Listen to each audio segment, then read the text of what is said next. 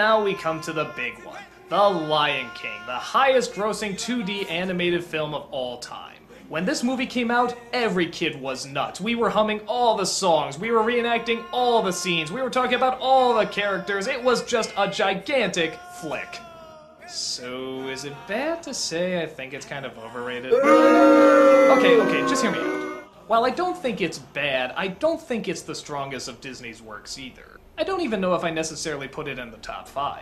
But that doesn't mean there aren't some very impressive things about it, or that the film as a whole doesn't work. Well, here, let's start from the beginning. We start with the birth of the new Prince Simba. Do I even need to tell you how they celebrate this?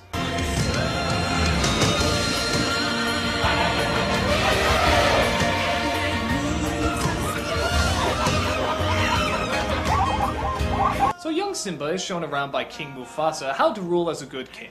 But his uncle Scar is angry because he was next in line to be king. So he constantly tries to set traps with the hyenas to kill him off. But Mufasa is always there to save him, so there's only one logical choice: kill Mufasa.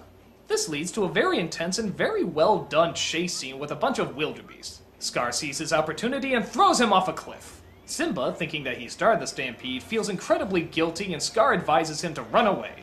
Why he doesn't just kill him right there, I don't know. But Simba goes into exile and comes across a team known as Timon and Pumbaa.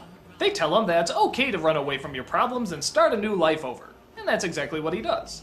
He spends most of his years growing up with the two and decides never to go back. That is until his old childhood friend shows up and tells him that things are terrible back at home.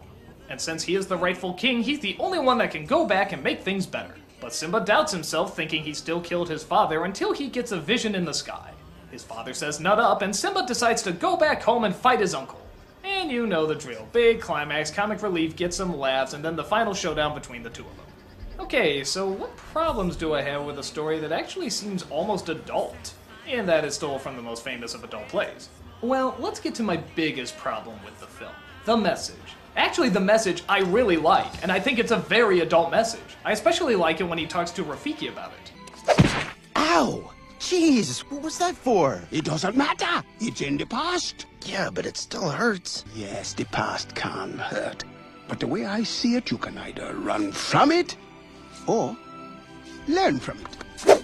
Now that's really clever, and I'm totally behind that. What I'm not behind is that when he does go back to face his fears start to win, and everything he was taught before suddenly is working against him. Nobody even gets behind him, nobody's standing up for him. That is until it turns out he didn't commit the crime that he thought he did.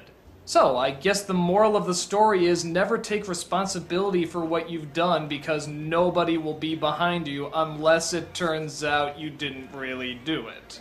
Yeah, how is this confronting his past? It's a past that never happened, so it doesn't matter. And even when he thought it did happen, the movie didn't support him. Almost as if the film was saying if he did accidentally kill his father, he deserves to die. Look, nobody's on his side until he comes out and says, haha, it wasn't me. And I'm sorry, that's a serious flaw. If you think it's something that just my over-analyzing adult mind thought of, no, I was thinking of this as a kid, too. This film didn't teach me to come forward with my mistakes and to take the responsibility for it. It taught me to convince people that I didn't do the mistake, because that way I'll have a happy ending. Okay, so good intention gets totally botched. What else don't I like? Well, the songs.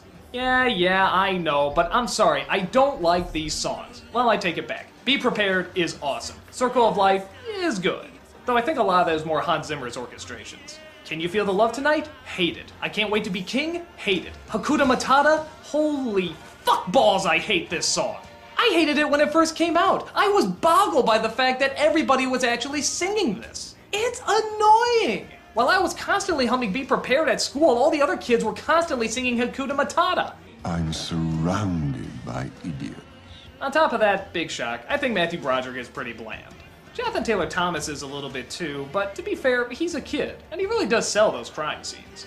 The villain, well, good, is a little too simplistic. I don't know, he seems so smart and intelligent, but then when he takes over, he seems like a little child.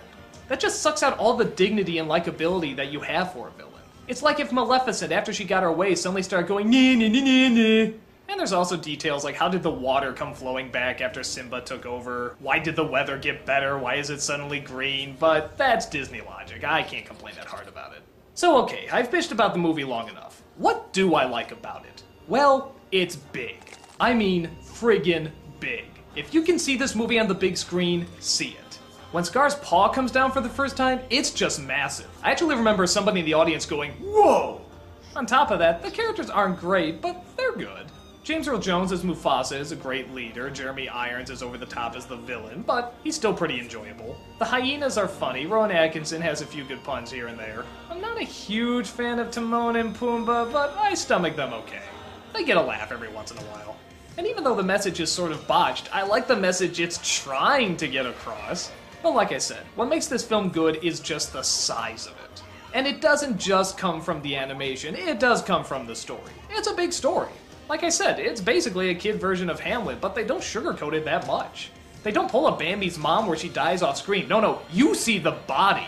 That was a big thing for kids back then. To have a death scene right in the middle of a big action-packed moment was pretty unexpected for Disney. At least at that time. So overall, I do like it.